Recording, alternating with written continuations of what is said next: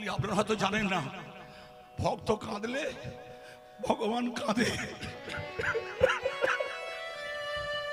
তাই বৃন্দাবনের মাটিতে দাঁড়িয়ে ওই শ্যামলী ধবলী দুটো গাভী কেঁদেছিল, ভগবান নদিয়ায় চলে যাবে, গৌরাঙ্গ হয়ে যাবে। বলো না ও গোপাল, তুমি বলো না, তুমি তো ওখানে গিয়ে হরিনাম গাইবে, তোমার সঙ্গে কারা যাবে? কেন?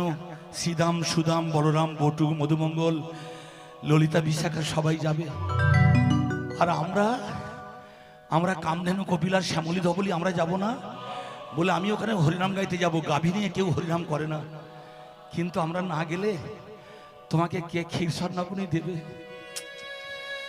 সবাই জেনে রাখবেন, আপনার স্ত্রী আপনার ট্যাঁকের দিকে তাকাবে, আপনার সন্তান আপনার বিষয় সম্পত্তি দেখার জন্য তাকাবে, কিন্তু আপনার মা শুধু আপনার পেটের দিকে তাকাবে।